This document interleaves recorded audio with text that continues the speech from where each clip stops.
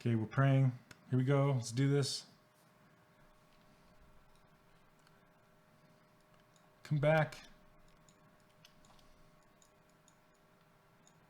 Yes? Yes. Okay, I can't see myself. So it looks like I'm still dead, but hopefully it's good. You guys hear me? I lost like 90 people. Come back, 90 people. Oh my goodness. Oh, thank you, Twitch. Gosh. All right. Well, I'll just hope you guys can see me, because I can't see me. So, okay. All right, all right, all right. Oh, man. Sorry about that. I don't know. Sometimes my CPU will go crazy. I don't know if it's me or Twitch or what, but anyway, back at it. Okay. Yay, we're back to 22 people. So now that we have this, where did you guys strip off there? Or peel off, or whatever you want to call it. What didn't you see? So I had the ZSphere. I hit adaptive skin, turned it down to 1, and then I made it into its own make polymesh 3D. I don't know if you guys saw that. So it made its own little geometry up here.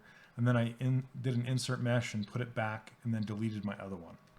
So now see how long a process that is just to make this little square? Okay. Yep. I just set it to 1, then bam. Okay, so as soon as you turn it to 1, you hit this make polymesh 3D button. And what that does is it puts it in its own tool up here. And then you have to append that into your other model. Okay, so you go back to your other model, and then you either insert it or append it. I did insert, so it would insert right underneath the one I was working on, and then I deleted that one. And I think that's where all the flames went up. Okay, there we go. Okay, so now I'm going to solo it, use ZModeler, and I'm going to delete this center poly. So all I have to do is hit delete, a single poly, see you later. Then I'm going to insert some edges here just to have even topology. Don't ask me why, I just like it. I like squares. And then I'm going to pull these out. We're back up to half, almost half people.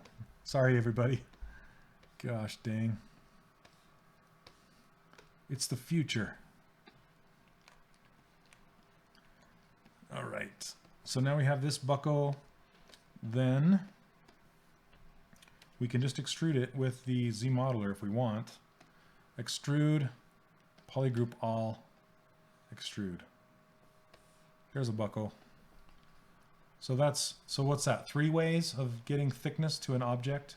So you can use, if you use the Topology Brush, you can just tap on the surface and get thickness. If you're using the ZSphere method that I just showed you, you can use the poly, well, I guess it doesn't matter if it's the ZSphere method or this method, but you can use the panel loops to get thickness, or you can use the ZModeler to get the thickness. So all of the ways. And I'm just going to bevel this by hand a little bit. And with my course too, it's all scripted, so I don't sit and stumble over my words and say and all that. It's very, very clean and scripted, and there's text down in the page that you can read. If you miss something, you can go back and see all the images. That's what took me a long time, editing everything. Holy cow. I have a newfound respect for video editors.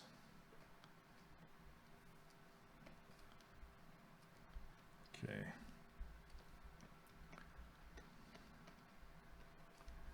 Let's see. Now, the thing with this buckle, you can notice that it's much smaller than it should be, right? So because the belt is actually, it has to go up through that buckle. So let's, you can listen to it audio, I guess. It would be kind of hard to learn if you're just listening to it. So I'm just going to scale this up, move it around. Draw this out, push it in.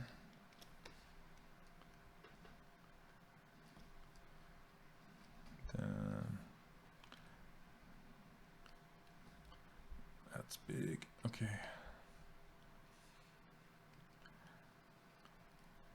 I'm going to bend this a little bit more using the super bendy trick. So I've shown this in every stream because I love it so much. But if you ever want to bend something, all you need to do is drag the transpose tool in the direction opposite of what you want the bend to occur. And then this is just the move tool. Move.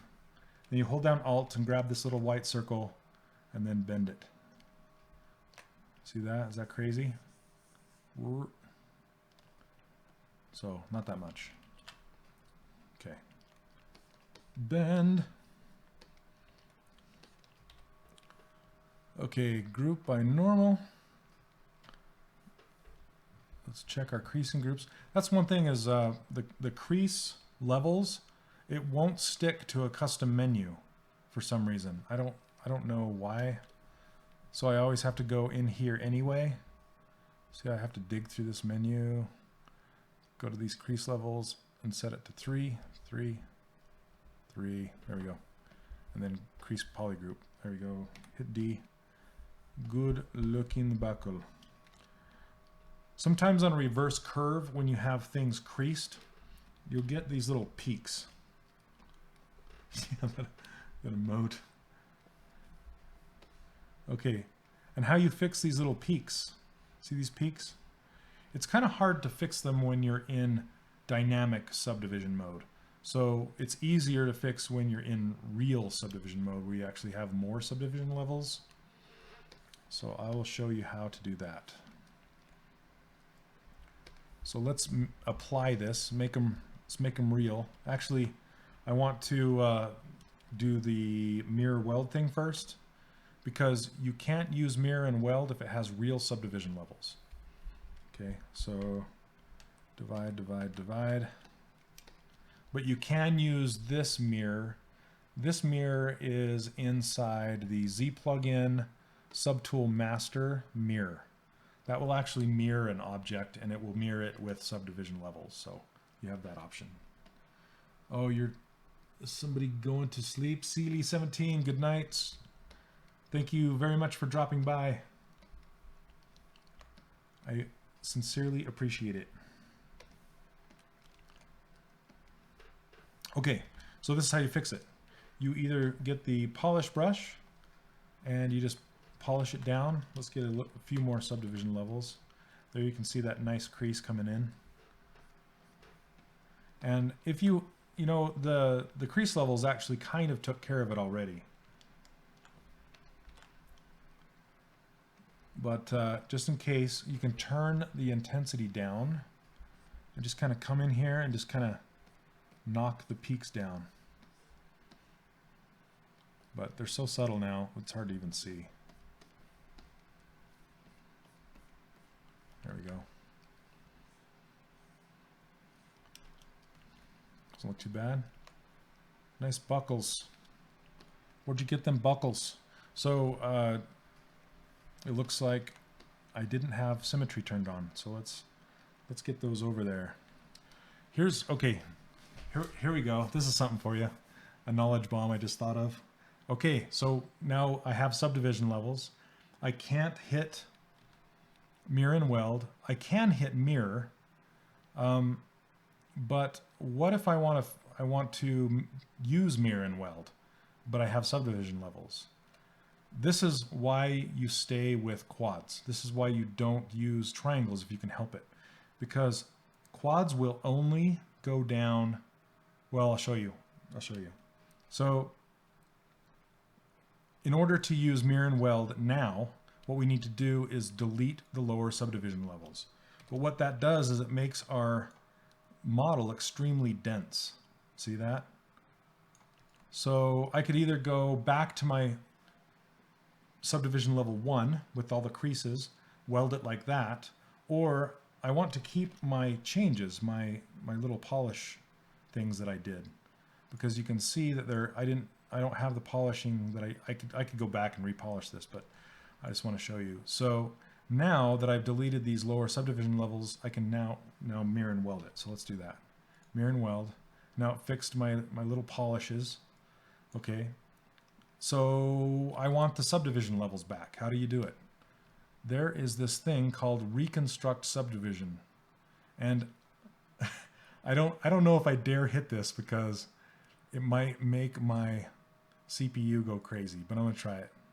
Okay, there's 1, there's 2, there's 3, there's 4, and the higher you go, the more dangerous it gets to stop the stream. Looks like we got 5. So we're down to 5. Check that out. Let's go one more. Living on the edge. Full reconstruction. If this had, so I could probably go down one more, but if this had triangles in it, it would just stop right here and say you can't do it anymore. You can't go down to a mesh that has triangles in it. So that's why you keep quads, is so you can use this reconstruct subdivision levels. So now you got them back.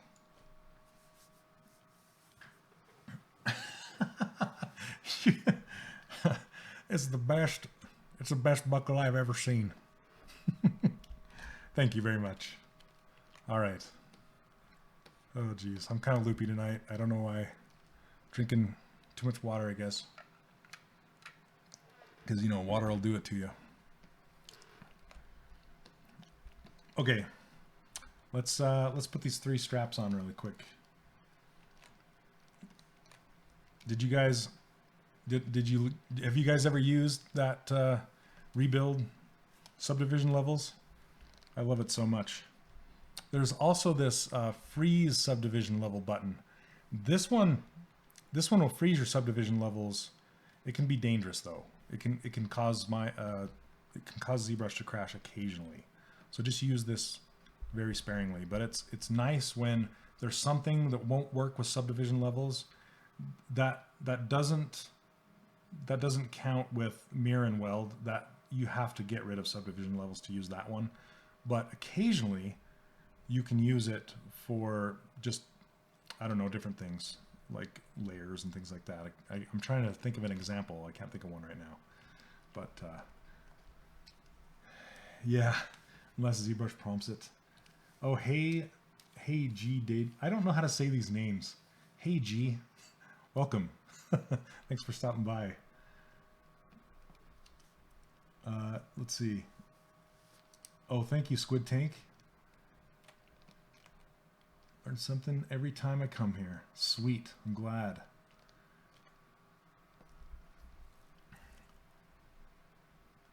Oh, hey Sayabi, did you come from just watching Twitch and you saw it? That's cool. Welcome.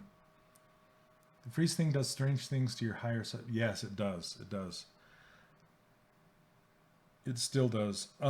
And the freeze, and that's another thing is to be careful with, is scaling on your lower subdivision levels. Like say you need something larger and you want to scale down to the lowest level subdivision. It's better to scale something on the high level than on the low level, because I don't know exactly how ZBrush works, obviously. I'm not the guys who wrote it, but I do know that when you scale something, when you have your lowest subdivision level active and you scale something large, it will mess with your creases and it will mess with your subdivision levels and your detail. It'll kind of get all warpy. So make sure if you ever scale something up or down, you're on your highest level subdivision level. It's hard to say. I'm stumbling over my words tonight. I don't know why. But let's get that boot cuff in there before we make these straps, because those are kind of boring. Let's do this boot cuff. How I do that Do I prepare my work for 3D printing? Absolutely. I was just showing these guys at the beginning of the stream. I have this 3D printed Boba Fett that I did back before I left Avalanche. I don't know if you can see it very well. I can't see my stream anymore after it crashed. So yes, I do. There's a lot that goes into prepping a model for 3D printing, especially if you're going to do hollowing and keys and things like that. So yes. Okay. Thank you very much. Subdivisions work on scale. Yes, it does. Yeah, the 2.5D rendering calculation is really weird. Okay, so once again, with the top of this boot, I could just take the topology brush and draw it on here, but I don't really have even topology or something even to draw it onto unless I hide this stuff and draw it right on the leg and then pop it off of there. But there's another thing I can do, and that is there's a million different ways to create stuff in ZBrush. I love it. So you just keep switching it up all the time. But what I'll do is I will insert this star. Okay, and I'll select the star, and then I want a cylinder. So I'll go to my menu, and this is just underneath initialize down here. So I'll show you where it's at. See this initialize? So if you ever use Maya and you're like, okay, create cube, create cylinder, create sphere. This is the closest thing ZBrush has to that. So if you want to just create a base object that it's created at the center of the world at the bottom, that's all lined up and perfect and ready to go, this is where you do it. And the resolution is right here. So X, Y, and Z resolution. So if I do a cube, let me hit wireframe so you can see it. If I make a cube, it's going to make it 2 by 2 by 2. If I make a sphere, it's going to make a 2 by 2 quad sphere. Or if I do a cylinder, this just means it's facing in the X direction, the Y direction, and the Z direction. So I want a cylinder that's facing in the Y direction, but I want more subdivisions around the circumference of the thing. So I'm just going to try some stuff. Sometimes it just takes some experimenting. So this is 4, and let's try 8. Whoops, not Q cube. So I might have to do, oh, that's making the length. Sorry, that's not what I want. Let's try 4 this way. Okay, so 4 and 4. There we go. So you can make some trippy stuff. So I believe it probably made a cylinder with 16 sides. Let's do, I don't know what a 3 and 3 will look like. That's a little better. No, I want to have the middle and the sides too. Yeah, you're remembering the surprise. I got a surprise. I'm just going to show you for a second. But yeah, I got one. Nobody has seen it outside of Avalanche. So let's see. Okay. Don't let me forget. So I'm going to go back to 4 and 4. Make this like this. Okay. Now I'm going to do groups by normal. So it does a group on the top and a group on the bottom. And then I'm going to hide this one, hide this one, delete hidden.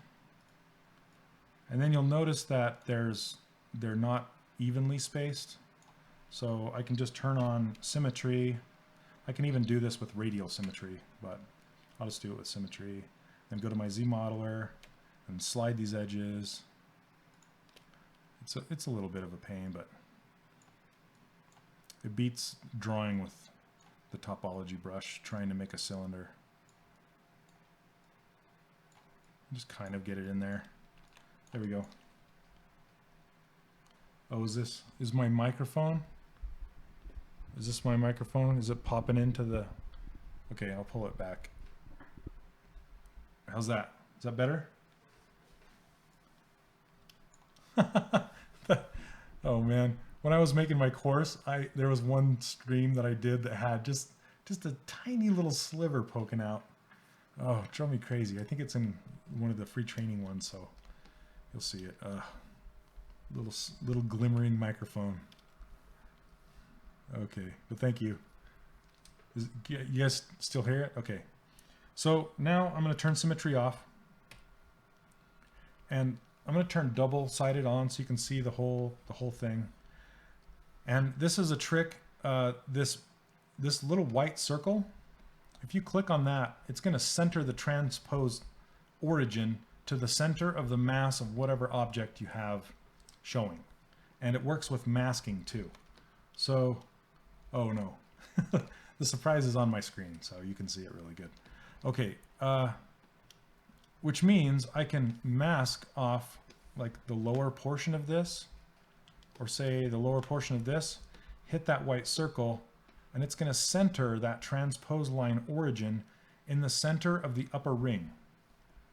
This is really cool. It's something I use all the time. So if, like, say if I want to center something in the mass of like your shoulder, you're going to pose your shoulder, you can mask out a little ring of your shoulder and then hit that little white dot, and it's going to center that transpose line right in the middle of that mass.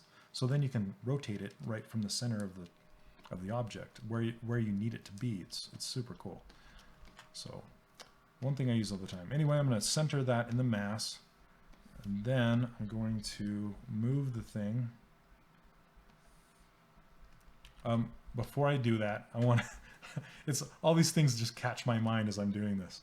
If you have symmetry turned on when you hit that thing, so I turn on symmetry, if I hit this little white circle with symmetry turned on, it will center it in half of the mass of the object.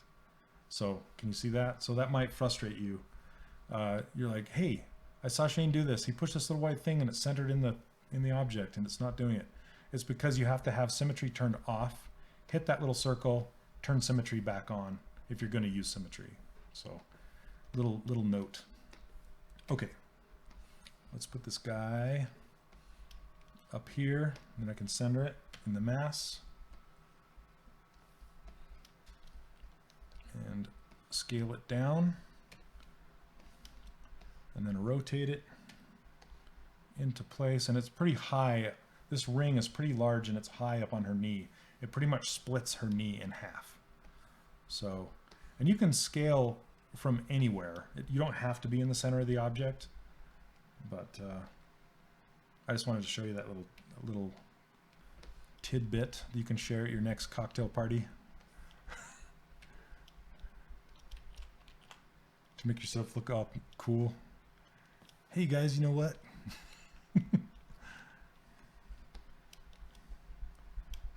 All right, scale this down.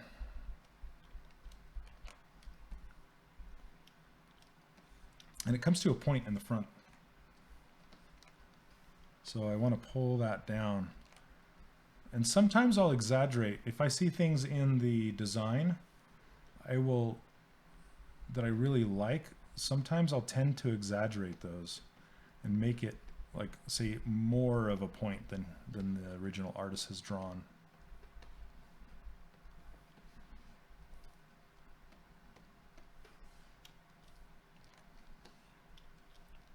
And you'll also notice that the cuff, the boot cuff, kind of goes inward. There is a ZBrush cocktail party. There is. It is called the ZBrush Summit, and it happens once a year. And there's beers, not cocktails. It's like a beer party, and it's really fun. You meet all sorts of crazy people like myself, and I cannot believe the people that are there, because Pixologic flies them all in from around the world to come and present and do the competition and teach little workshops.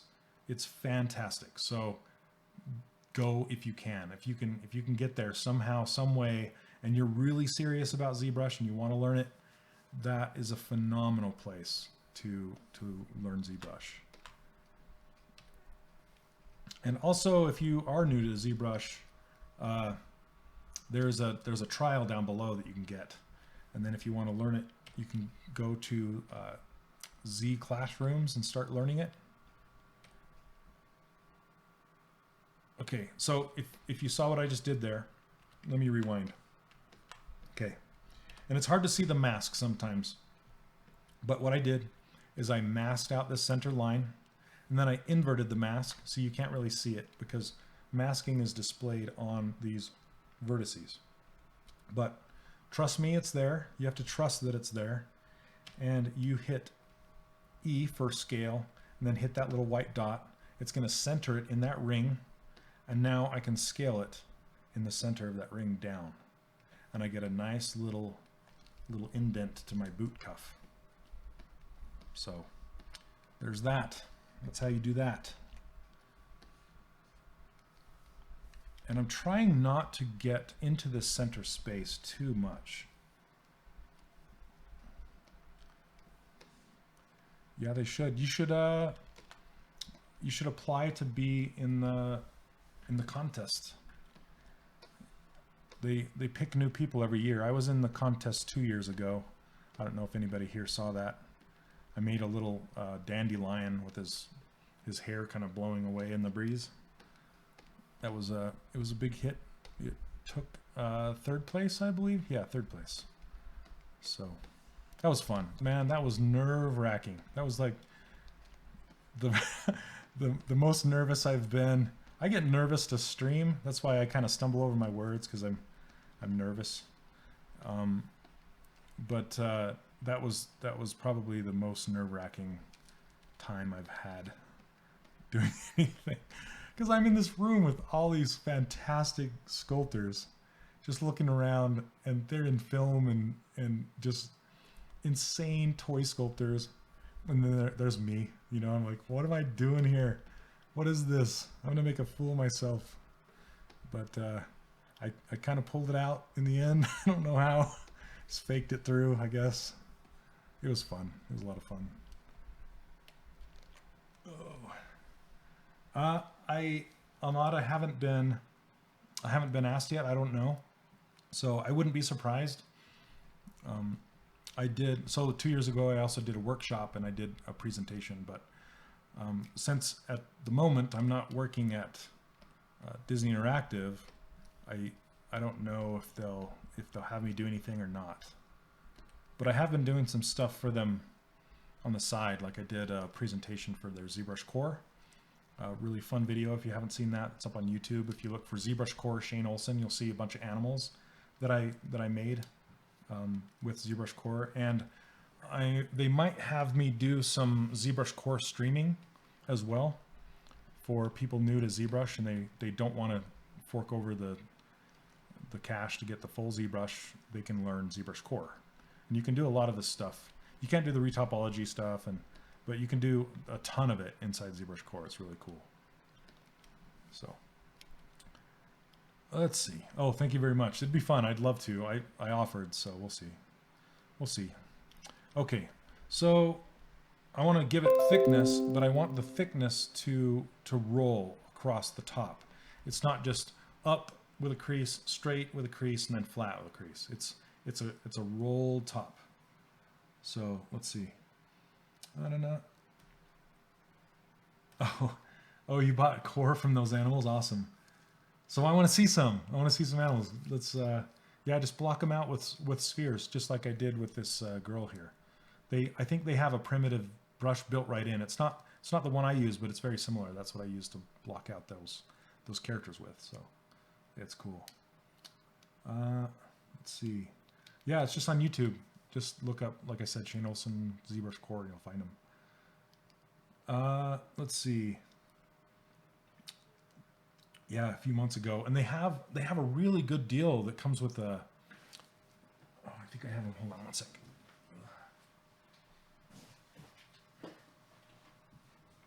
Okay, so they have this Intuos that comes with a tablet and core. This really cool bundle. So that's awesome. Me. So look up me. So Shane Olson, ZBrush Core, or something like that. Maybe Aspie can go grab the link if you'd be so kind. Yeah, it's kind of a beginner version of ZBrush to get into it, see if you like sculpting. And I believe they apply the cost of ZBrush Core to a full ZBrush license if you ever roll into it. Don't quote me on that, but I think that might be the case. Okay, so let's get to this here. ZModeler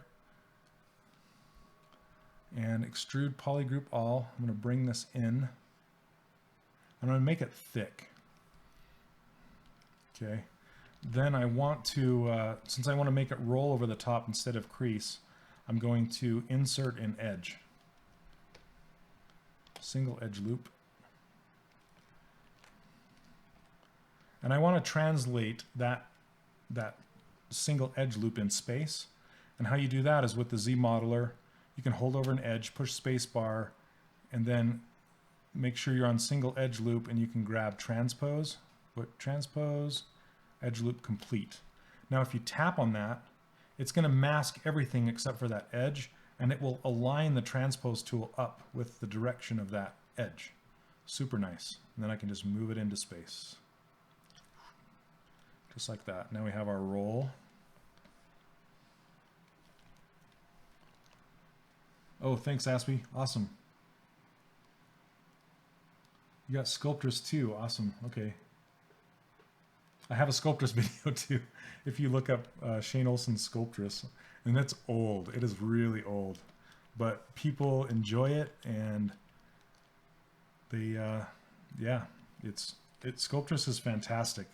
Just for noodling around with. If you're into it like hobbyist style, it's great. You can do some very fast stuff. There's some stuff I like about Sculptress that I actually wish was in ZBrush. They purchased that from the guy that wrote it and just made it part of Pixelogic. So, and I think that they hired the programmer that wrote that, and they helped Pixelogic write the Dynamesh code. I believe. I might be lying. I don't know. Okay. So let's see. This is looking good, except for it's not creased on the bottom. So we're going to do some manual creasing here, because I want to crease this little pokey down part. That's the official name for it, pokey down part. I'm trying to look at the silhouette of this thing too, even though it's going to be against the boot. I want it to be very straight and coming down. Oh, how did I put the thickness? I did an extrude with the ZModeler brush. So if you have ZModeler and you click on one of these polygons, hold down spacebar, go to extrude, polygroup all, as long as it's all a single color like this. It was green in the first place. And then you just drag it out and it makes thickness. So, yep, pokey downy. Okay, did I miss anything? Oh, $100 off the full version? Cool. So, let's see. Yeah, Lightwave's been around for a long time too. Cool. Let me know if I've missed your questions. Don't mind putting them up again if I missed them. Hopefully you're not bothering anybody. I want you guys to get your questions answered. Okay, so let's crease this guy. You just go crease, edge loop complete, and then tap on the edge. That'll crease the entire edge. Tap on the inside one, that'll crease that whole edge. And now it creased everything except for that point. But I don't want to tap on this one because it'll put a crease down the front as well, like so. And that's not what I want. Okay, so I'm gonna undo that. And then I just want to crease that edge. So I just change this target to edge. It's really cool how the ZModeler brush works, and I wish more people would use it. And I think Paul Gabry wishes more people would use it as well, because it is kind of an untapped thing. It is, once you get used to it, it's such a good low resolution hard surface modeler. It's so fast because it's not your typical a box modeler. They do things completely differently because of speed and because it just makes sense. It's all context sensitive. So it depends on what you're hovering over. What you're hovering over will change what you do. So if you're over a poly or an edge or a vert, it'll change. And it's really cool because it has this little orange direction line. See that little orange line? That will tell you which way you're going to perform a function. So if you're going to do something like extrude a poly loop like this, if I'm going in, I don't have to have a poly group. This is a poly loop, so it's an entire loop of faces. Okay, so if you see this little orange line, if it's in this direction, it's going to extrude it in this direction. But if it's going up, it's going to extrude it in this direction. So super fast. You can just see by that one function alone how quickly you can model something out. It'll blow your mind once you get into it and you really start using it. Okay, so now that's creased. Now I have a nice pointy, sticky outy thing, and it looks gorgeous. Okay, let's see. And I'm going to turn my smooth up one so we can see it a little better. And I'll come back in here just like we did with the buckles and just smooth that little tip out that's making it a little more creased. Okay, so let's see how it looks on our boot. And then we will do a mirror and weld. Okay, and it doesn't, looking at it now with both of them in place, it doesn't quite have the width that it needs. So I can make the legs go apart a little bit more to compensate, or I can get this as close to center as possible without going over, like Price is Right. Let's see. But when you do that, if you have symmetry on, it's hard to push it into the center because the symmetry is fighting against itself like two magnets, like two South Pole magnets, you know. It's not wanting to go. So what I'll usually do is I'll turn symmetry off for a moment and I'll push this. I can turn on the floor so I can see where the center line is, push it as close as I can get it. I want to kind of pull this out as well. Okay, then you know the drill, mirror and weld. There it is. Okay, then I want to pull this out because I really want to get that. I mean, if you're measuring, looking at this, how far the cuff hangs over that boot is quite a distance. So I want to make sure I get that distance in there. Okay. All right, let's see. What have I missed? Yes, yeah.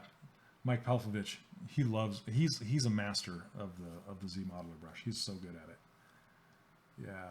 So how important is topology when you're sculpting for print? It is not important at all. The only importance that you need to worry about for printing is the surface quality. That's it. But topology, it doesn't matter at all. You can have an extremely dense mesh or an extremely light mesh, because in the end, you're going to be, it's called decimating it. You're going to be decimating it anyway. And decimating means reducing the poly count into triangles. It will make the entire model triangles. So it's going to mess with the topology anyway, because you need a relatively small file to send to the printer. You can't send something that's gigantic or it's just going to hang and it won't even read in. So you need to decimate it down first before you get it in there. If I remember, I'll try for next week's stream. I'll load up some decimated models of some of the prints that we have, so you can see what they look like before we send them off to print, if you'd like that. So let's see. I was making models at home, trying to run them. What are G4s? Oh, is that a printer? A G4? Okay. Yep, Legos of ZBrush for sure. Make shortcuts to specific functions. I'm not sure. Isle of Sky, if you look for that and ask ZBrush. So Joseph Druss does a Ask ZBrush, and you can ask a question, do it at Ask ZBrush at Twitter, and he will answer that question if he hasn't already.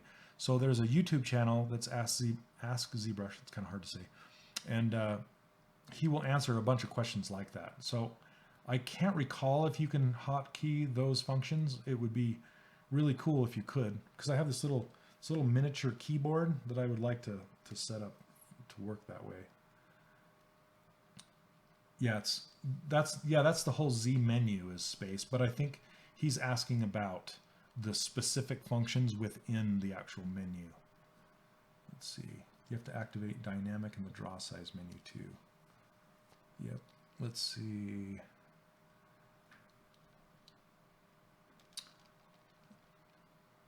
Z modeler shortcuts BZM. What is that? Oh, that's to pull up. That's not, he's not talking about pulling up the actual, I think you guys are talking about like when you have the Z modeler brush active, this menu here, right? So you're talking about actually hotkeying these functions. And I'm not sure if it's possible or not. See, like if you want to go to extrude with an F or something and you want to mesh to brush with the E, yeah, I don't know if that's possible. I don't think it is, but it might be. Let's see. No.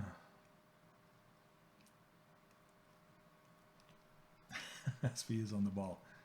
Let's see. Animation Ink. How can you set the transpose tool, which with the hash marks that indicate inches? Okay.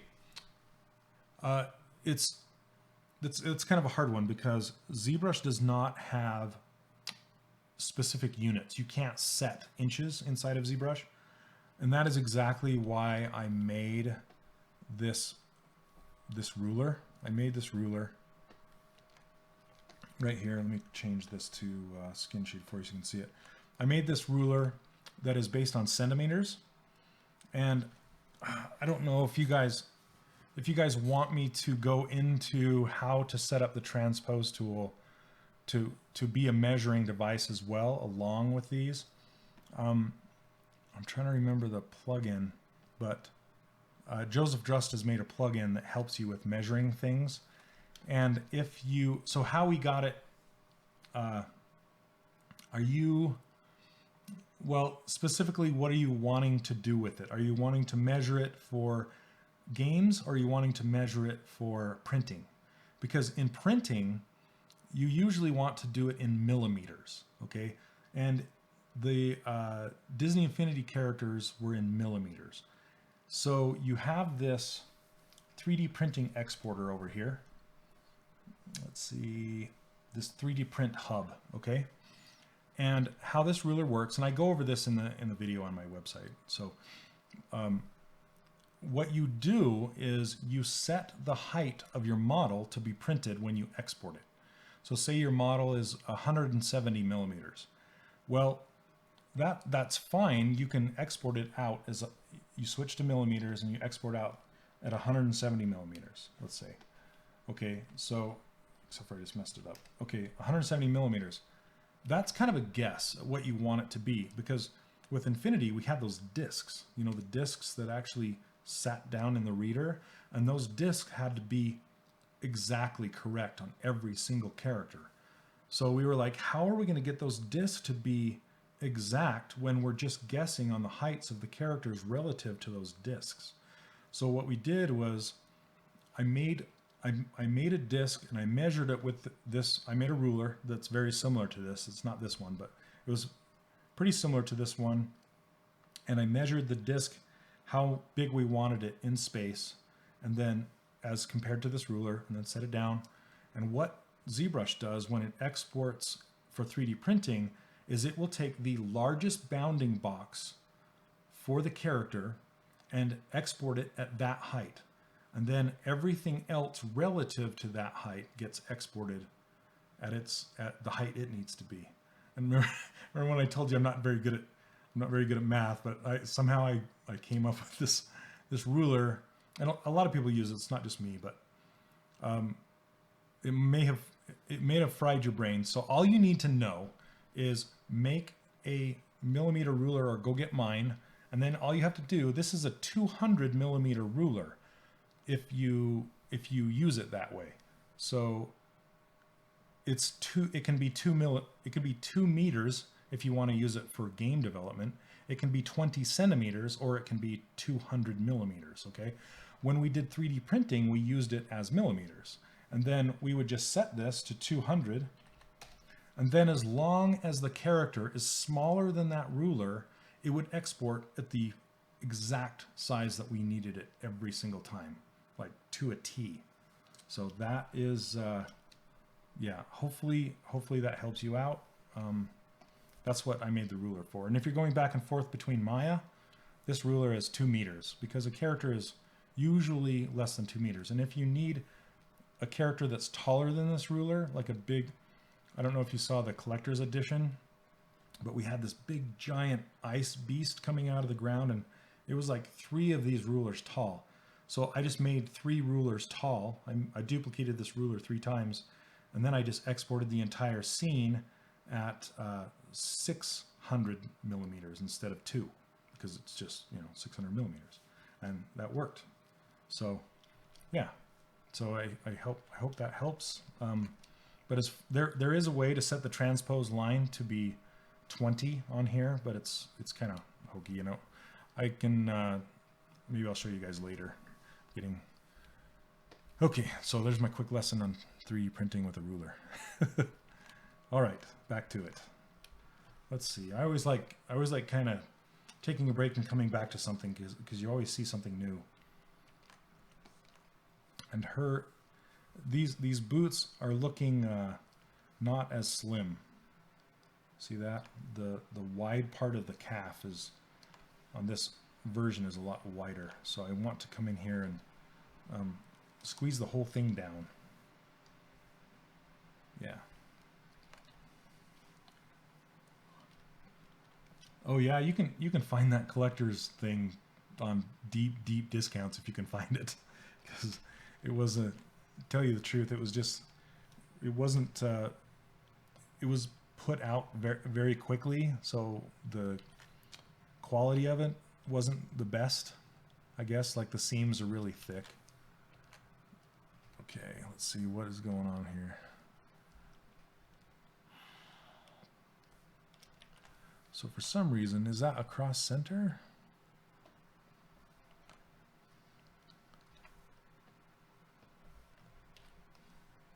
All right, I'm just gonna have to mirror and weld it anyway. Oh, because I have symmetry on, no.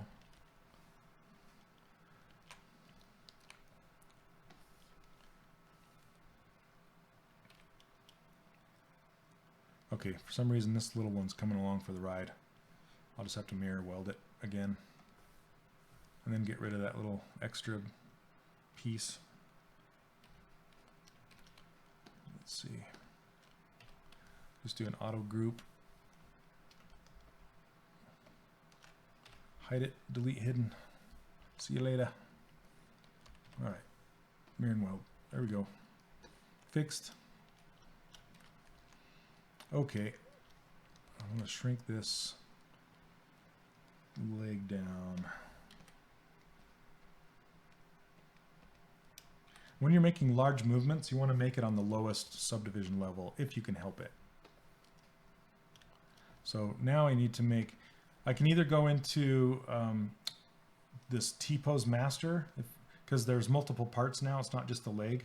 You can go to T-pose master and move everything at once, or you can go through each subtool and move things one at a time, which I'm doing here because there's only 3 of them. But I'm gonna move this floor.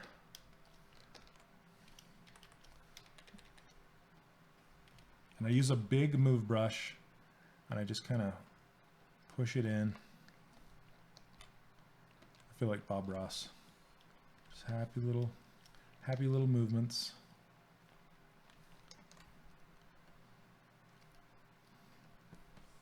Just light touch.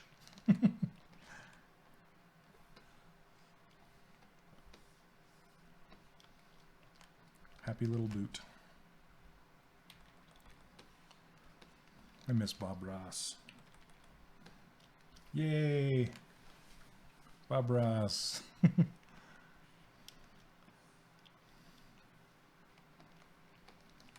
Should listen to that auto-tune song of his. It's so good.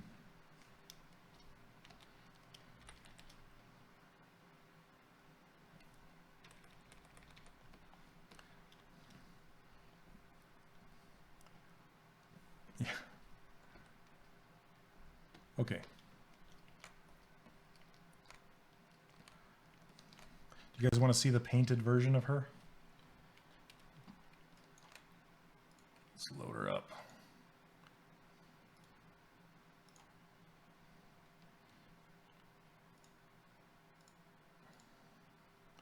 There you go.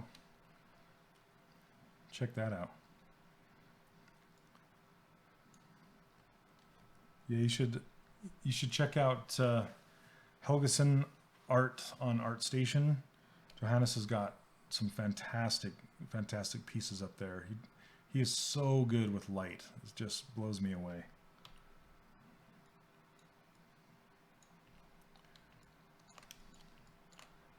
All right. So just for fun, I want to color these boots up. And how you do that, if you want to eye drop off of this image, you need to have your spotlight active, which is this ring, and how you activate it is just hit Z. And then you can hover over the color and push C. And then it will just change to that color. And since this boot cuff hasn't been filled with a color before, it's just going to take on whatever color you select. Then you can, I usually pick this hard paintbrush, and then just hit fill. Oh, come on. Was I on the buckle? Make sure my mask is clear. Oh, because I'm on material. Okay, hold on a second. Fill. Okay. Here's a tip for you guys. With material and polypaint, all new users of ZBrush get hung up on this bad. And it took me a while to get my brain wrapped around how it works. But polypaint is vertex color, okay? So RGB is the color. And essentially what it's doing is it's coloring every single little dot in there with the color. So now if I fill it, it's going to turn it brown, and that's coloring the polypaint. Now a material, it's pretty cool because it's Easter time. What I think about is, like, you know those shrink wraps that you can get to when you dye eggs or whatever, you get these plastic shrink wraps and you put them over the steam and they wrap around. Or if you just like paint a car with a clear coat or something like that, like you have a base color and then you come in and paint another color on top of it. That's kind of like the material. There's polypaint sits underneath and the material sits on top. And you can fill an object with both. And I recommend only filling it with polypaint and never filling it with the material unless it's under a very certain circumstance. And the certain circumstance usually is, for me, is eyes. So there is this fantastic eye shader out there. And when we get to the eyes, I'll show you. But it's called ZBrush Eye Reflect. It's the same guy that makes the clay material. This ZBrush Eye Reflect, it does, I don't even know how he made it, but it's so good. It makes this really cool highlight like this and a fantastic reflection, and you can fill the eyeball with a material. But if you ever accidentally fill an object with a material, that is why I have this flat shaded color right here. Okay, see this flat, and I turn it flat. If there was an object that was filled with a material, I'll show you what happens. So let's pick something obvious, like this reflect red, just something nasty, okay? I'll pick this belt right here, and I'll change this to material, and I'm going to fill that belt with the material. So now it's filled. It doesn't make it, you can't see that it's changed. But now if you switch materials, like if I switch back to Skin Shade 4, that belt stays that material, okay? But the thing that's confusing is in your mind, you're like, okay, now that belt's red, but it's not. It's only red because the material is on there. If you get rid of the material, it's still going to be white and there's not any poly paint. So if you push that over to another program that accepts Polypaint, it's going to be white. You're going to be like, why is it white? It's red in my ZBrush file. It's because you filled it with the material. So how do you get rid of it once you've filled it with that color? Well, that's what flat color is for. If you fill an object with a flat material, like so, its M is selected, flat is turned on, fill the object. If you fill it in with flat, that resets the material. Now it's gone. And if I switch back to Skin Shade 4, it's back to normal again. So that's how you use materials and Polypaint, okay? So I hope that helps you guys out. Yeah. Okay, so let's continue. And I gotta make sure you're off of material. Also, you can paint with material too, and that's kind of a rookie mistake a lot of people make, including myself back in the day, is if you have material selected, let's go back to that reflect red, and I'm gonna paint. I'm gonna paint on this leg. Paint, paint, paint, paint. You can't even see, you don't even know. You don't know that you're making a mistake, but you are. Because when you go back to the Skin Shade 4, oh, come on. Where is it? Now it's making a liar out of me. I promise. Okay, paint this. Maybe it doesn't work with reflect red. Let's do this nasty silver foil or this. No, that's painting real paint. Okay, switch it back. Come on. Gosh dang, it's not working. Well, I don't know why it's not doing it anymore. But sometimes you'll just see this weird glossy shape in here, right? And you're just like, what is that, and how do I get rid of it? You can try painting it out and, you know, try to paint over it, and it just will not go away. So how you make it go away is just change to flat colored material and fill your entire object, and then it'll get rid of it. So that's how you get rid of any material in there that you don't want. Okay. Yeah, there you go. Back, yeah, you can go back to your old, just go back to your old models and then turn to this flat shaded, and you can see exactly what has been filled with a material and what hasn't, because it'll stick. So then you can just fill. Also, if you go under the Z plugin, under the, well, here, let's open the shelf so we can see it. Under the SubTool master, there is this fill right here, and you can select material, and you can fill every single subtool in your whole subtool list all at once. So you don't have to sit and select through each subtool. You can just go and do the whole thing at once. That's super nice. Okay.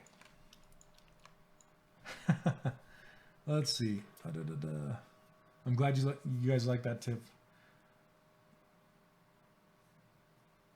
You got to take off, Raven. Cool. Thank you very much for stopping by. Awesome. Yeah. If I ever stop talking and actually model her, I might have to do some modeling on her kind of offline. If I'm doing something that I've already taught, then I'll do it and I'll come back. So, have you ever had an issue with your model turning complete black when you're in Polypaint mode? Why does that happen? How about I'll answer that question with a question. Do you use layers? If you use layers, that's most likely why. So tell me if you use layers or not. I'm hoping that I can remember. Oh yeah, until you upgraded the full ZBrush. Yep. Okay, let's go back to Skin Shade 4 and let's finish filling this up without, okay. So, so layers. So if you use layers right here, if you use a new layer and you leave it turned on in record mode, and then you do something like smash it down or try to polypaint or just something like that, layers are super, super finicky. They can be very nice, and I've used them a ton, but you kind of have to know how they work to use them to your advantage. But that's most likely why it gets filled with black. Like when you merge it into another subtool, it'll do that. Or if you try to use T-Pose Master, it'll turn to black. And it's because it's still in record mode. So if you're going to do anything, make sure you turn this off of record mode. So I'm just going to hit bake all. But that's most likely why it turns black, is because of layers. Yeah, okay.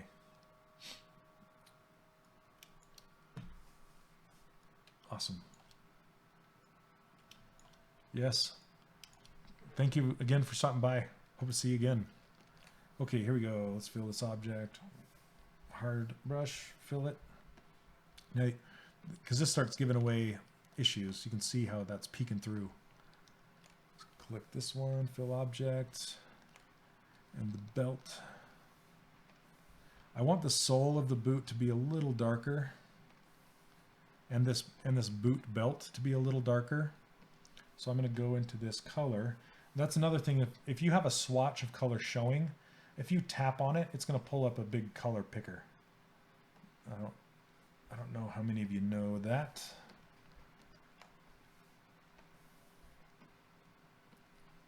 Do you know when it's possible when working with layers to have smooth effect on the recording layer and not every other visible layer? So the smooth effect, are you talking about like subdivision levels? Or are you talking about dynamic subdivision? I'm not, maybe you can clarify what you mean by that. Okay, I'm going to eyedrop this gold-ish color. Now sometimes when you're eyedropping color off the concept, it's not always the color that it looks like, because there's many colors going on here. So I just eyedrop this, and since the buckle itself didn't have any color applied to it, it's switching color as I pick. So I'll show you. So see, if I pick this one, it's going to turn that color, that color. So I'm kind of looking for a gold in here where it's a little more saturated, but I can't quite get there. So then what I'll do is I'll eyedrop this one, and then I'll start from there, and I'll start to like saturate it a little bit, get it a little brighter. And I can even pick it from up here. So like maybe that might be a little bright.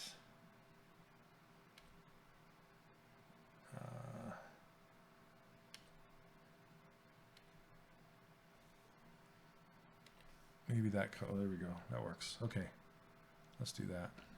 Looks like, kind of looks like leprechaun boots at this moment, right? Okay, so let's fill the toe. Whoops, that's a sole. Let's fill the toe and this. There we go, that's pretty bright. So now what you can do is come back in with this color that it actually is, and then hit the airbrush and then dust over the top of it to kind of knock that saturation back. See that? It's not so saturated anymore, but it's not that dull whitish yellow either. Do the same thing with the buckle. But of course I didn't have symmetry on. Let's go, symmetry. There we go. And you can do gradients on here as well. So if you want to take it a little darker and more less saturated, like on this toe around the bottom, just kind of come around here, because gradients really make it look better right away. Okay. Come on. And when you're alt picking stuff, like when you're alt picking all these objects, if you don't pick a vertice, like a dot, then it's hard to pick it. Because you'll notice I'm not over here in the subtool list constantly going through my subtools like this. I'm holding down Alt and tapping on the object that I need. But it only works if you're on a vertice. So, okay, what time we got here? 10:05. So I think we have another hour. I'm going to push in this piece.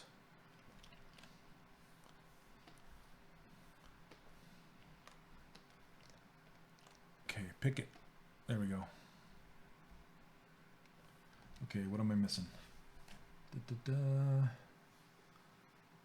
So the smooth brush smooths all the visible layers and not only the layer that is...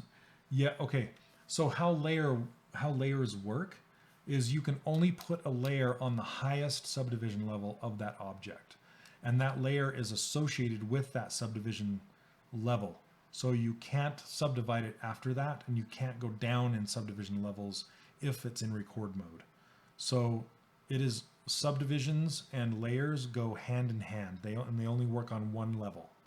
So whatever level you're at when you hit record is the level that that layer is associated with. So I hope that makes sense. Oh, excuse me, goodness. I'm eating too many eggs from Easter. Let's see. Oh, 1 hour format, okay. Did Nightbot answer my question when I said that? Oh man, can you color, or did somebody, oh, Uptime, you did it. Thank you. But my stream crashed earlier, so it's not giving me the exact amount I've been streaming.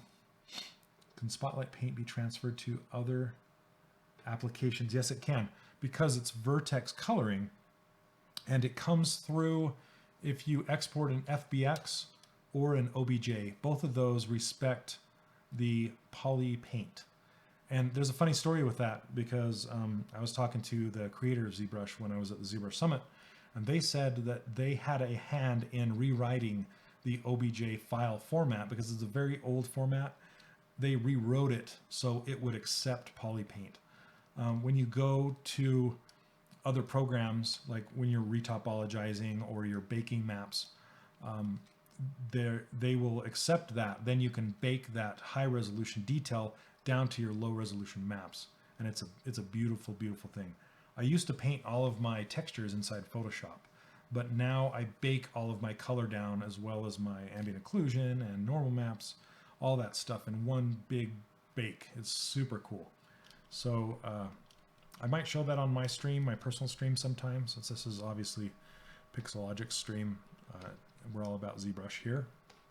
I don't typically bake my maps in ZBrush, although it's possible, because ZBrush you can only bake within a subtool. So you can bake from the high level to the lowest level of that same subtool.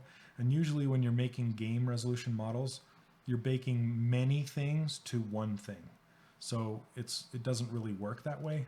But I usually use the baking inside of here. If I want to do a quick texture map, you can make really fast texture maps if you have UVs.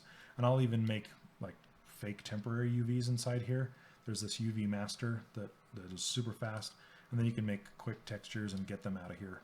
So that's what I use that for. But Dave's you have to take off. Okay. Yes, thank you so much for stopping by, and thanks for the questions. Awesome stuff. Can you color pick from the image? Yeah, did you not see me do that, Animation Inc? So you can color pick from the image, but if I'm over here and I hit C is the color picker. So if I'm trying to pick the colors off of here and it's not working, you have to hit Z or Z first to pull up this ring. Then it allows you to color pick from the image. So you have to have this active in order to color pick. Okay? It's a nice pink. Okay.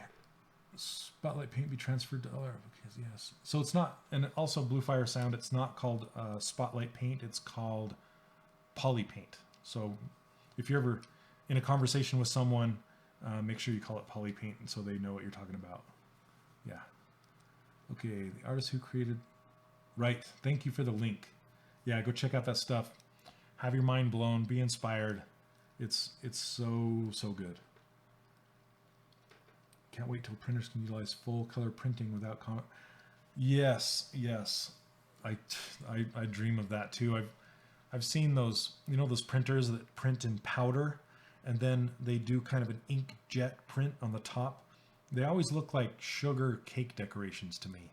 You know, we had a couple printed for Infinity that came back and they just kind of looked like cake, like sugar. They were made of sugar. You can kind of clean them up, but the colors run into each other. They bleed a little bit, but the technology's getting there. There's some full color printers that are coming and they look awesome. Yeah, the sandstone and very fragile. So create a layer and sculpt some details, then create another layer. The new layer enters record mode and sculpt some more detail. Then if you use the smooth brush on this active recording layer, it will also smooth the sculpting on the previous. Oh, so you are talking about, or somebody else is answering. Okay. So it will also smooth the sculpting on the previous layer if the previous layer is visible. Yes, it will go through. I don't think ZBrush intended smoothing to work on just a layer. I'm not sure on that. Like I said, honestly, I stay clear. I stay away from layers unless I'm doing something very specific as a test or something I need to keep around. If I'm just like the last place I was working, I was doing a creature, and this creature had all kinds of different designs that you could choose from. So that was a perfect usage of layers because it needed to have all these different designs, like say a Charlie Brown diamond pattern thing, or like swirls or dots or lines. And what I would do is I would turn a layer onto record mode. I would do all my poly painting, and then I would be done and I would hide that layer, and then I'd make a new one and I'd do a new design. Then I'd hide that and make a new one and make a new design. That was incredibly useful for that. And no, I don't know. That would be more of like a Paul Gabery or a Joseph Druss question. I would actually send that. That's a really good question. I would send that to at Ask ZBrush on Twitter and see if Joseph will give you an answer for that. That's a super good question. Let's see. Ask me was showing Disney vacuum from tech. Oh yeah, where it vacuums down on top of the thing. It's super cool. Oh, I guess yeah. Hashtag Ask ZBrush, not at. I don't know Twitter. I don't understand. Oh man, I am print. You're taking off. Oh, okay. Watching the upload. Yeah, man. Practice along. It'll be great. Does ZBrush have an option to group layers into their own? No. I really wish, but no. It's yeah, the layers are kind of limited, and you can sculpt details on there. What I'll usually do for layers when I sculpt details is let's say, see this little line down the front of her pants. Let's just for fun, I'm going to eye drop these. I'm going to fill it. Okay, say I have my paint and it's filled, and now I'm ready to do that little line. Okay, so what I'll do is I'll grab this SO Carve brush, and this is perfect for doing these little line details. So I will come over here and I'll make a layer, and you'll notice that it made it black. Why is it black? Gosh dang, black layer.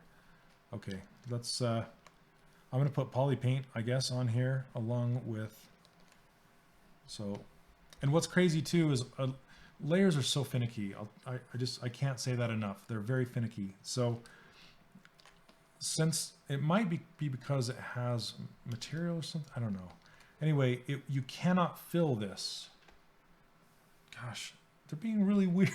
I'm sorry. Normally you can't fill a layer, so you have to go in and hand paint it. Okay. Anyway, ZBrush is making me a liar tonight. So usually you cannot fill a layer, but it worked. I don't know why. But now this layer is in record mode. I can come in here and do some, let me make sure it has enough geometry. Let me turn this off. Make it, maybe that's why, is because it was too low and it was on dynamic subdivision. That might be why. So let's apply that. When I'm talking and streaming, ZBrush kind of gets away from me. Okay, so now we have subdivided this 6 times, and let's do a layer now. So I'm on the 6th level, add a layer, and I'm just going to cut this little detail in. Ooh, just like that. Yep, and the legs are poking through. I actually want to take it a little, let's go deeper than that. So I'm going to turn my intensity up.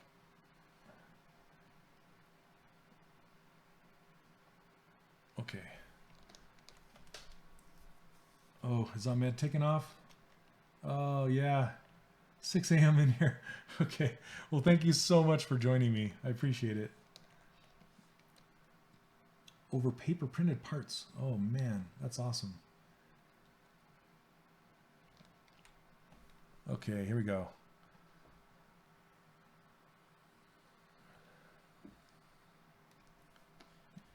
There's a detail, and then I can come in here and grab the body. Usually I'll get rid of the legs underneath if it's pants like that. But now you have this really nice detail on the legs. And I didn't record it, did I? Where did my layer go? Man, I'm having a tough time, guys. Where did my layer go? It's still here. Oh, gosh. Okay. Okay. I gotta wake up. It's because I was on the body. I'd pushed the body into the pants and I didn't switch back to the pants. Come on. Okay, there we go. I'm on the pants. There's my layer. All right. Oh, I can do this. I promise. Oh man. Okay, so there's the layer. Now you can turn it off of record mode and you can hide that and show it. And there's the details right there. So that's mostly how I use layers, is doing some fine detail work like that. But more often than not, I will go in and I'll just bake it down because I know I want that. So I just did it with the character that I'm doing for the course that I'm doing. So let's see, what time is it? 10:17. All right. Yep, layers are finicky for sure. Oh, he starts in 6 hours? What's he doing? Jeez. What time is he starting? At 4 in the morning? Holy cow. That guy's crazy. All right. Let's see. But if you're taking off, Hired Gun, thanks so much for stopping by. 4 a.m. your time. Jeez. What's he doing that early in the morning? Who's up? I guess he's an East Coast guy, though. I think he's East Coast, so that makes sense. Yeah, it's like a super undo feature. Speaking of which, watch this. So say I have this layer and say I did not cut these in deep enough, right? And I want them to be more intense or less intense. So if I have them that intense, and this is exactly what layers are for. Okay, you can take the slider and you can rack it down. See how it lessens the harshness of it? Or say you wanted to take it, if you want to take it past, it won't go past. It only goes to 1.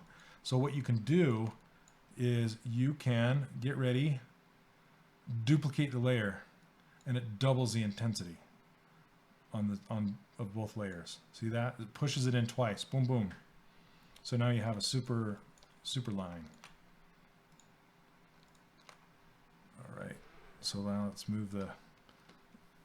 push the legs around so they're not penetrating through there.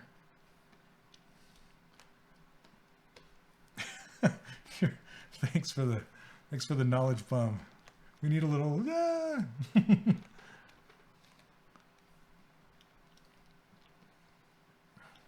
All right. So that's a really great way to use layers. My buddy Brad Bolender showed me that. Brad has some stuff up on ArtStation as well. He did Tangled, the Tangled model, one of my favorites of all time of Disney Infinity. He put that one together, and like Spider-Gwen. He's working at Supercell in Finland now. He went to Finland. But yeah, Brad is amazing. Yeah, you can type that value in. Oh, you can do more than one? Oh, man. Let me see. Nope. It only goes to one. It'd be cool if you could go more than one, though.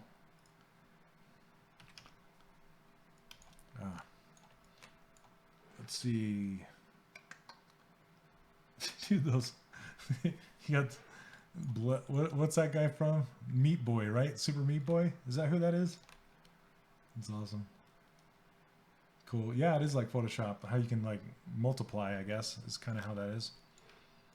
So, okay. All right. Well, what time is it? What do you want me to, what should we build next? Do you want to build those bracers with the squid on there? We can build those bracers. We can build these chaps. That'd be pretty simple. This is actually what this should be, is on the chaps here. Going around this knee, I can build this kneecap. Let's see, are these buckles? But these buckles would be boring, I think. Do you ever paint alphas on the Geo?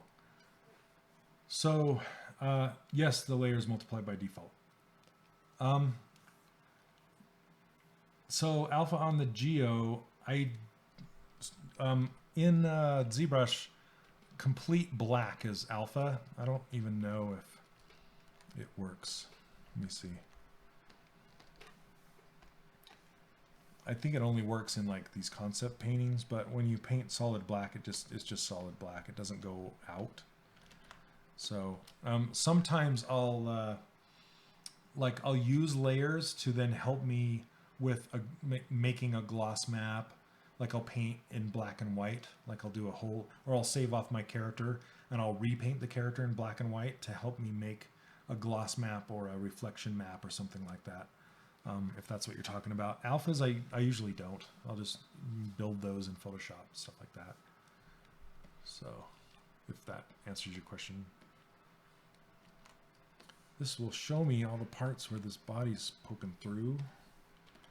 So, with this body, I'd usually just like, now that I have all this built, you can just chop the legs off and not even need, because I don't need them anymore. They're just extra geometry. But I'll get rid of those later. What about bringing a JPEG with an alpha and paint them on your model? Sometimes the problem with that, with alpha, like if you load up an image, what I'll do is the image can have black in it, and the black will act as alpha. And when you go to paint that on a model, like as a stamp, the edge isn't. It's called alpha. There's alpha blend and there's alpha kill. Those are the two types of alphas. Alpha kill will just take the polys or the pixels to the very edge and they'll just kill it instead of blend it off nice. And ZBrush's Spotlight, this thing, uses alpha kill. So when you go to paint that on the surface, it'll have kind of this jaggedy, pixely edge to it. So I don't usually use it for that. I hope that answers your question. So I don't usually use alphas like that because of that reason. Okay, I think if you turn transparency on, yeah, it is absolute black is alpha in ZBrush. So it doesn't really respect alpha. Like if you made a PNG with alpha, you know how it has that just invisible, it's just dropped out. If you bring it in here, ZBrush will turn it black, and then that black will become alpha, if that makes sense. And what happens with that is anything you have black in your character, like over here, it's going to turn clear. So here, I'll show you. So if you go to this intensity slider, and I'll start bringing it down, see how it's disappearing? Because it's going to black. So you want to bring that, if you have holes in your concept, you can grab that intensity and rack it up until everything shows up again. And then there's that really cool trick of getting rid of this background. If you click paint and you hold down Control plus Alt and drag on here, it'll start getting rid of the background. Is that cool? It just kind of crawls until it meets something else. So then it kind of, it's easier when your background is just a solid color, and it does a really good job at taking that out. But this is the, so this is the alpha kill I was telling you about. Whoa, when I scaled it up so much that it went away, or it got really small. Okay, so this is the alpha kill I'm telling you about. See that? See the pixelized edges? So it's not blending. So that's why. So I hope there's a good example. All right. Let's see. Hey, Verdi, how's it going? Thanks for showing up. What time is it for you? Is it super early?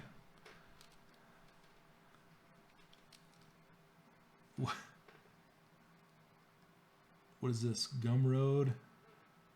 Oh, is this some of the old stuff? Oh, thanks. All right. Yeah, there's so much stuff to learn in this. It's crazy. Okay, yeah, let's just make the buckles. Let's finish these boots off. All right. So how would I make these buckles? Let's do it fast. We got to speed this up. It's taking too long. All right. I'm going to remember to duplicate your object that you're going to use to draw on. Duplicate. Delete the subdivision levels. And then hide the one you're not working on. Then I'm just going to draw these buckles on here with the Topology Brush. Well, I want to see. So I usually use solo because it's an easy way to just solo everything out. But if I want to see two things, what I'll do is I'll hide everything and just show those two things. But I think I'm just going to have it showing right now. Let's see. So I'm just going to make one belt and one buckle and then duplicate it down.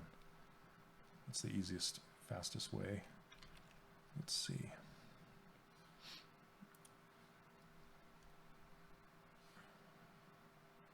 And I'm not going to make a triangle tip on this thing because I want to keep it quads.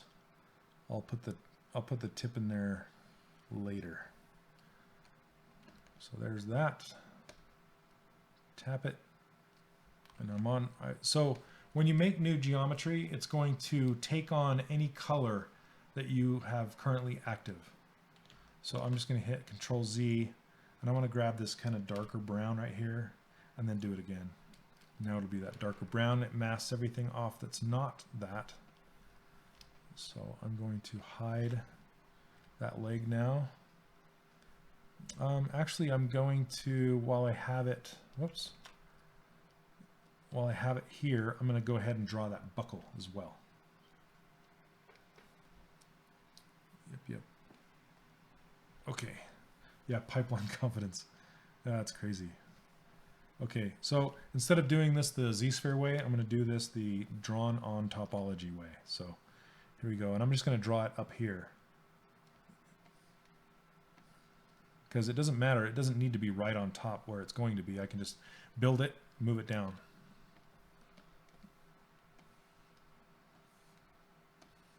Make a little tic-tac-toe.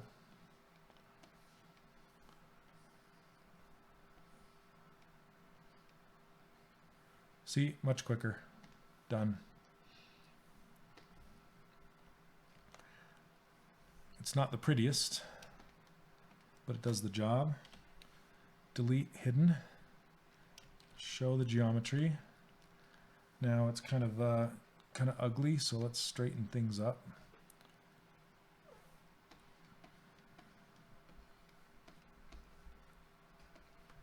And this one has thickness now, this buckle. So a really cool way with the ZModeler brush, how to make a hole in an object like this, is you can just use ZModeler and then use QMesh. So if I hover over the polygon, hit spacebar, go to QMesh, a single poly, then I can just hover over this and just push through until it disappears. Is that awesome or what? So cool. It blows my mind every time. There's no welding. There's no duplicating. There's no bridging. It just does the thing. Okay, now I'm going to add some more geometry. Insert.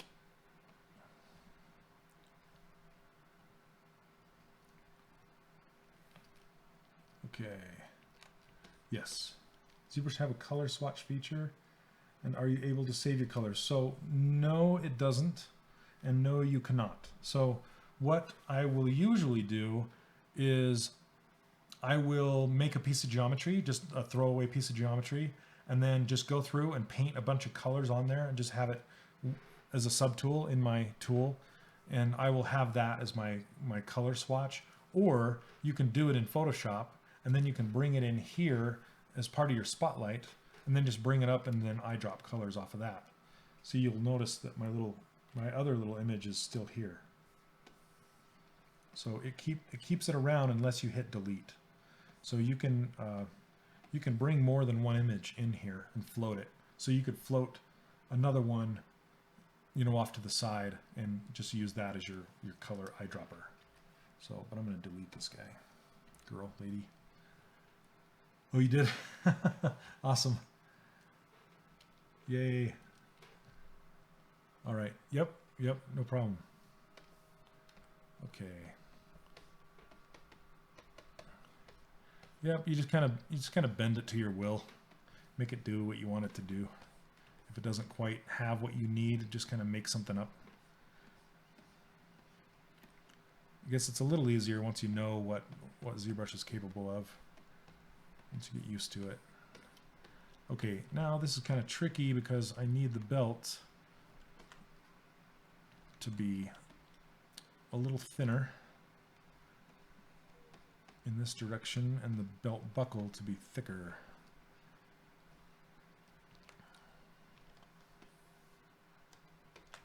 Okay. Oh, yeah, you're like, I'm tired of links. Just look up there. Well, thank you very much. Okay.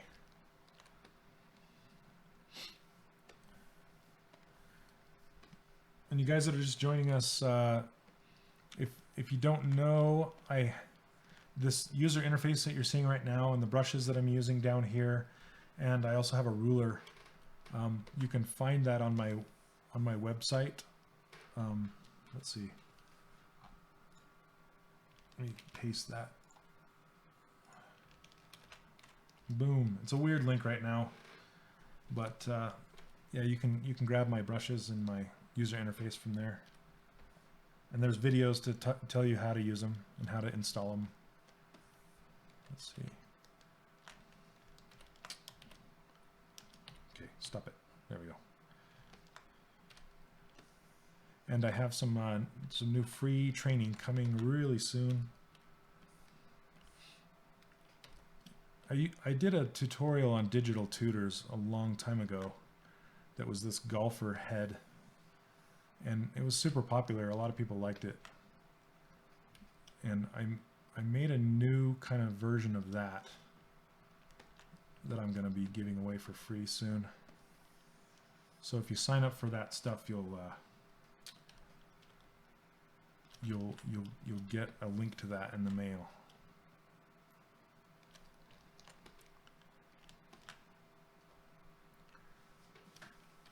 Okay, auto groups, mirror and weld. There we then try not to be too spammy with my stuff. Just a lot of people ask. Yes, be sculpting a cartoon head. When was that released? Does it have the date on there? And how many times has it been viewed by now? I'm always so blown away by how many people have seen that thing. I think the last time I looked, it was like 20,000 or something. I can't remember. Crazy. Okay. Let's unhide this.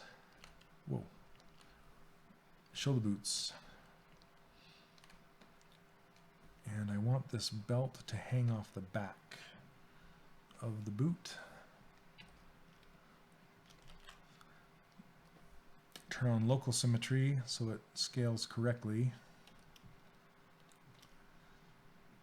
And then we'll do a non-uniform scale to make it longer. And kind of break, I want to break the silhouette of this boot.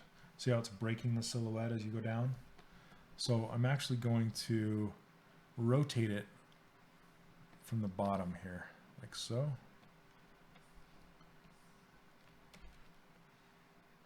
Rotate it out. Let's see.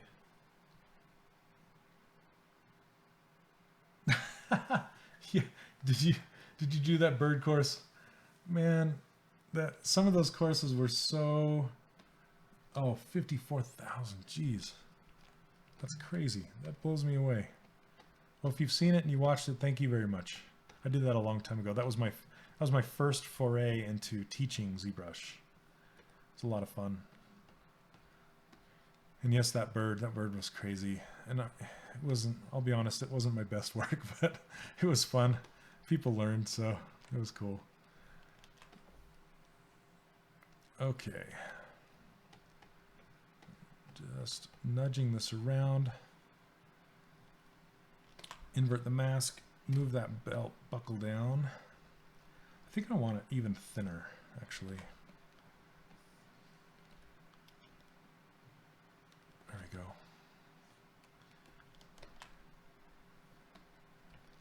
Are you in that number? That's awesome. Thank you so much. Well, I hope I taught you something. I hope you got something out of it instead of just weirdness. How to sculpt something you'll never need in your life. Oh, that was fun. It was kind of hard to come up with something that was quick, like something that people could grasp quickly, and actually have it make sense in a short amount of time, because they just wanted me to make tutorials that were fairly short but packed full of information. And it just got to the point where I just kind of ran out of ideas as far as that went, because they wanted it so in such a short amount of time. And yeah, it was crazy. August 12th, 2013. Jeez. Crazy, crazy.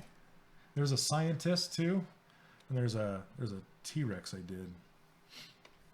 But yeah, the bird, the scientist, and the golfer guy, those were all done. Yeah, ZBrush, what was it?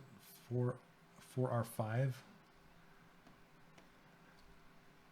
Okay. Thanks for putting those links up there, by the way. Oh, taking off?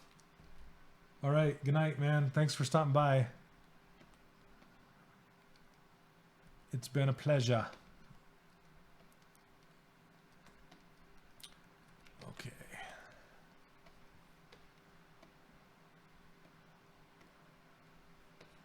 Now I want this belt to kind of peek up through the buckle. So let me do the crease by normals trick. Turn on the crease level to 3, crease polygroups, turn on dynamic subdivide, but you'll notice that it creased where I didn't want it to crease, which is around this tip here. And instead of going back and trying to get the crease by polygroups to work, I can just turn on my Z modeler brush, turn on crease. You just hover over an edge and turn on crease, And if you hold down Alt, it will uncrease these objects if you tap on them. Just like that. That looks better. I want that to stick out even further. I'm going to turn topological masking on. I don't know if you guys watched my first stream, but topological is topological masking. That means whichever object you touch first, it's only going to affect that object and not its neighbors. I use it all the time, which is why it's on my interface right here. And this button will allow you to turn any of these brushes, including smooth, into a topological brush. So I highly recommend it. Just be careful on higher subdivision level objects because it will slow your painting or brushing down a lot when you're higher level. So if you find yourself going, it's not working, look and see if you have that topological turned on. Oh yeah, for sure. You're welcome, Zolizo. Absolutely. It's great. Okay. Yeah, see, I'm not affecting the belt. That means that's just so I don't have to mask back and forth, mask, mask, mask. I can just leave it like this. Also, this this mask by polygroups, it works the same way except for it's by polygroups. So if you have multiple polygroups, say you only want to affect like this green polygroup, I'll turn topological off and I'll crank that up. And this is just how much, okay? It will actually go across polygroups by a percentage. So if you crank it all the way, it's only going to affect that green polygroup out to the edges. Or you can turn it down and it'll affect more. It's pretty cool. I don't use that as much. I usually use topological. Do it, Blands. I want to see it. I want to see it.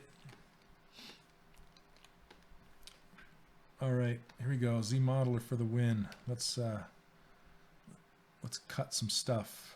Insert edge loops. I'm going to turn my dynamic subdivision off so I can see this. But the reason I'm putting in these edge loops is because I want to, like I said, I want to peek that that belt through the belt loop or the belt buckle. So to do this, I'm going to auto group because I don't need all those polygroups anymore. And then I do a mirror and weld so I get symmetrical polygroups. And then I'm going to hide the belt buckle and just kind of wing it through here. Mask just this and then pull it through. So you'll notice too that I tend to mask and then invert mask rather than, so instead of going like, I only want this ring right here, instead of going like this and then like this to get that unmasked, I'll usually just encircle that, invert it, and go. Speeds up your workflow. Then I'll actually, see how this direction change is kind of bad looking? Let's go here, invert the mask, and I'll just draw a transpose line, and I'll try and start the line in the center of this loop, and then just rotate it so it kind of flows better. Do the same thing over here, and the same thing to this one. It'll just help the subdivision levels flow better. There. You can look at it from every angle to make sure it still looks okay. Unhide that. That was a pretty good guess. Still needs some tweaking. Divide it down. Look at that. That's how you do it, my friends. Easy peasy.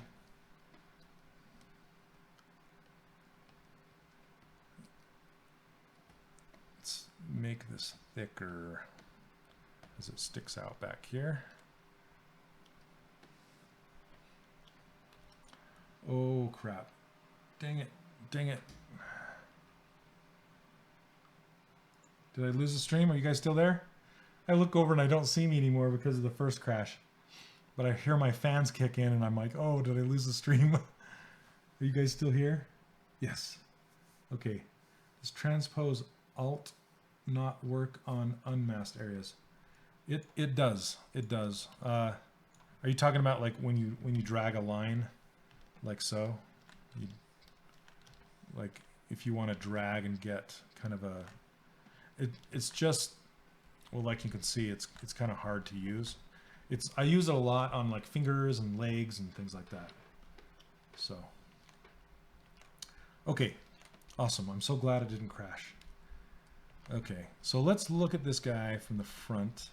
I'm going to fill that buckle with a color. Burning baskets, burning Easter baskets. So I'm gonna hide that, fill it. Let's grab this paintbrush, fill it with yellow. Okay, just so I can see it better. And what I'm looking for here is I'm looking at the concepts and I'm kind of seeing how much you can see those buckles from the side and how much they're kind of flaring out to break that silhouette. And mine are obviously curving back towards the boot still. So I want to make sure they're coming off and so you can see them. And if it starts to look too weird, I'll push them back if they're like flying out there like crazy.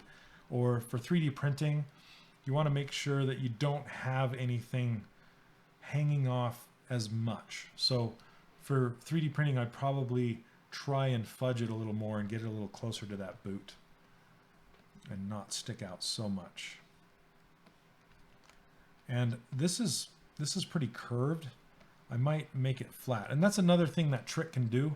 The transpose tool trick that you skew, you can actually skew stuff back and make it straight. So let's try it with this thing. Let's see. So I'm gonna pull it. See how you can just pull it back straighter? And that's based on the bell curve.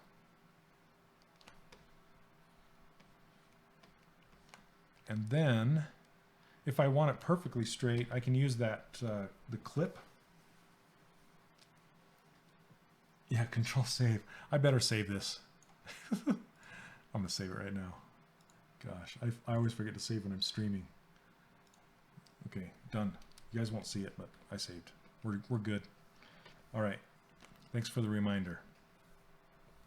Okay, here we go. So let me show you something with a clip brush that's really cool.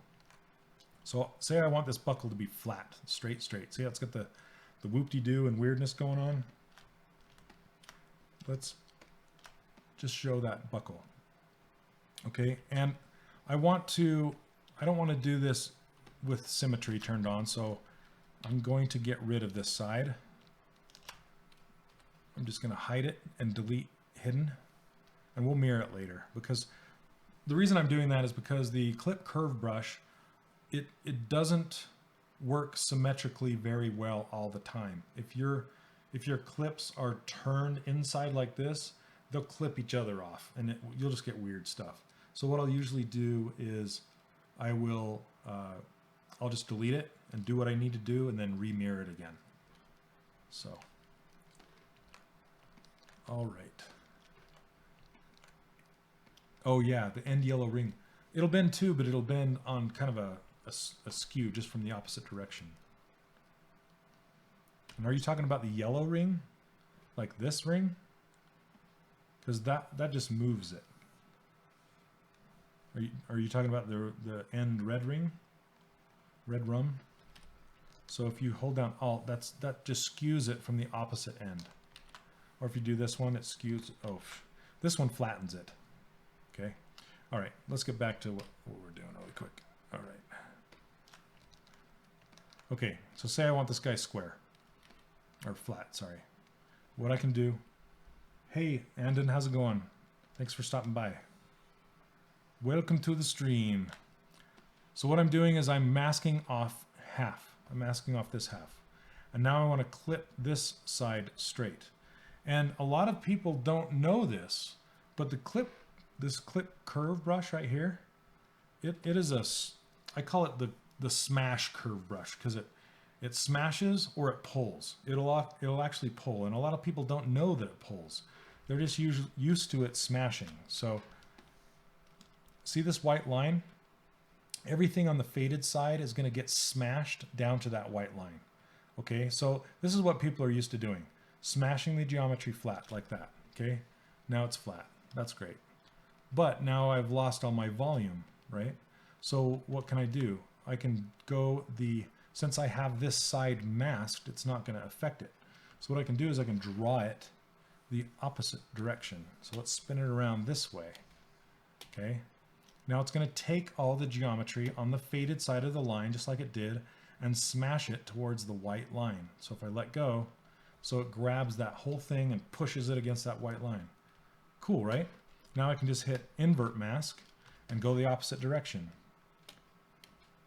And then I can straighten this side right out. Boop. Easy peasy. There you go. More stuff. And the top is kind of skewed.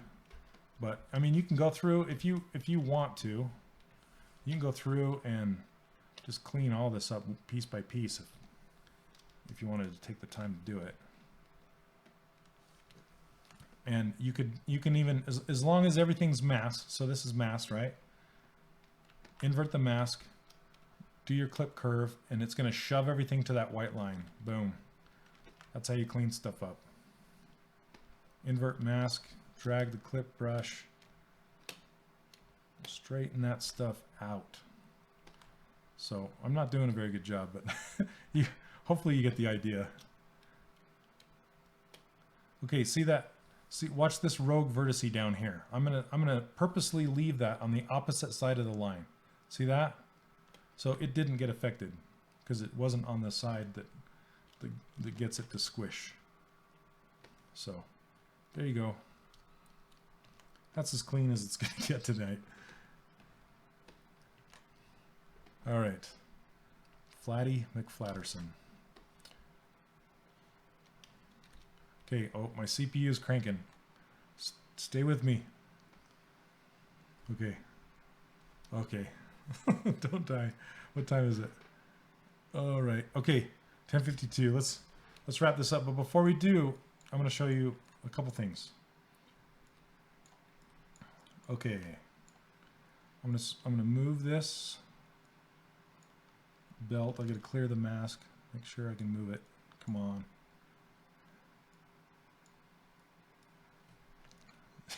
On my YouTube, oh, my YouTube's horrible. I have 2 YouTube channels. I need to combine them and make a new one, but all right. Yes, cheats. Yay. Yay. I'm so glad you guys learning some stuffs. Okay, here we go. And you probably already know this, but I'm gonna show you anyway. So now I have this, right? What would you normally do? Well, you'd probably duplicate the subtool and then move it down, right? Well, there's an easier way. Stick with Uncle Shane. I'll show you the ways. So, oh, but first I'm gonna rotate this out because that's what I was gonna do.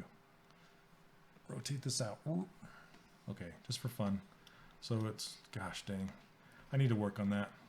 It looks too big and godly. All right, ungodly. I don't know. Gaudy. That's the word. Gaudy.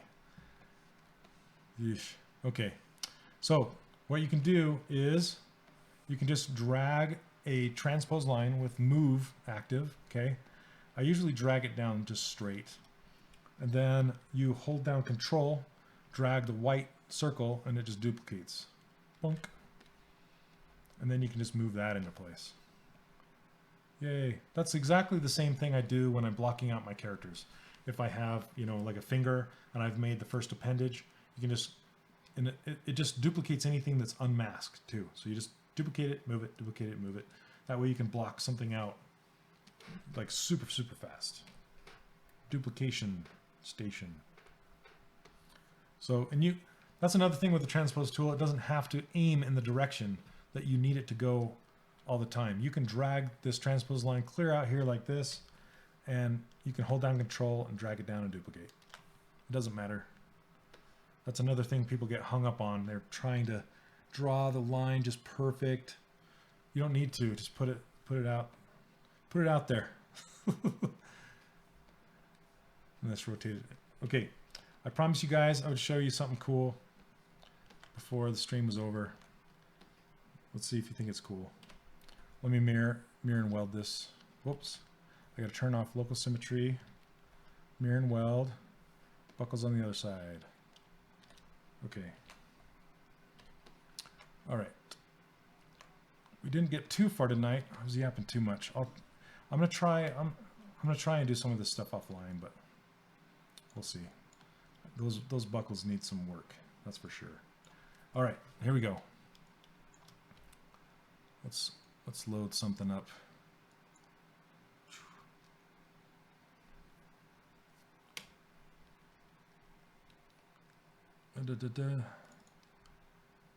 Okay, never before seen.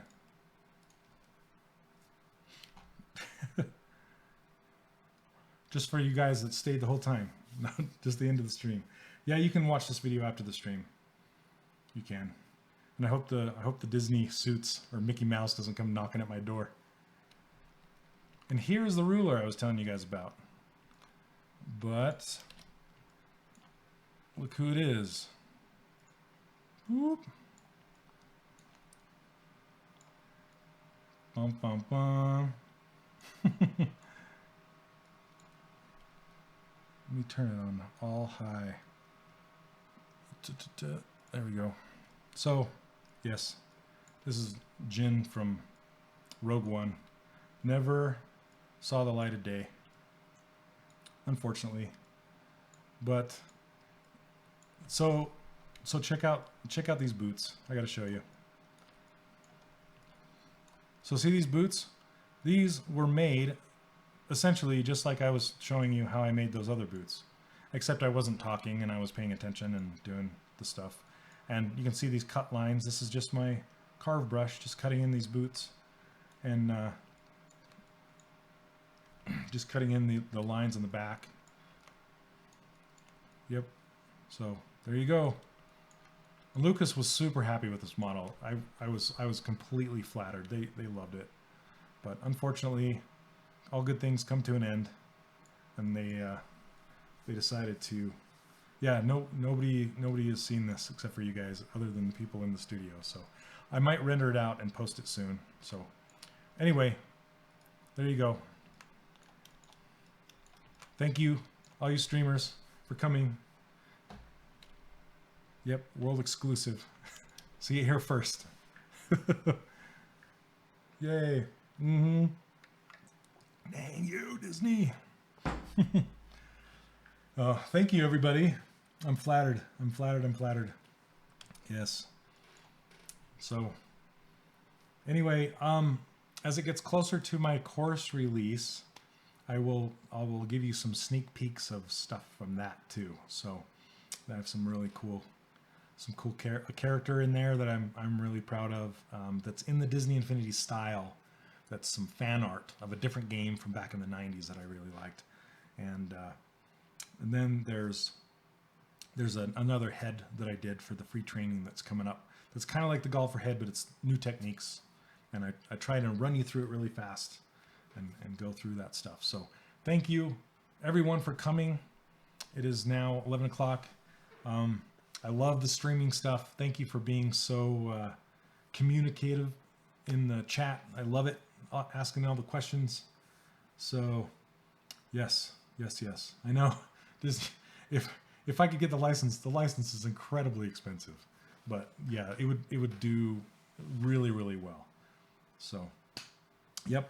Thank you. And I'm actually when I get my course released, I'll be streaming more on my own as well as with Pixelogic. Like I said, I'm going to be doing this full time. I'm going to be doing contract work and focusing on my course stuff. So I'm really hoping that the course does well so I can keep doing it and keep giving you guys the attention you deserve. So anyway, thank you, everyone. Good night. If you want to try ZBrush out or ZBrush Core, I think there's a link below. Go to ZBrush Classroom. Check out that stuff. If you have any big questions that I wasn't able to answer, just do #AskZBrush in the Twitch channel and watch Michael Palfovich way early in the morning, apparently. He's a fantastic guy. I learned a lot of this stuff from him. So Michael Palfovich has some great beginner series tutorials on YouTube as well. And Ashley stopped by. I have to give her a shout out. She does some fantastic monster stuff. I love watching. I don't know where it comes from in her brain. It's super duper good.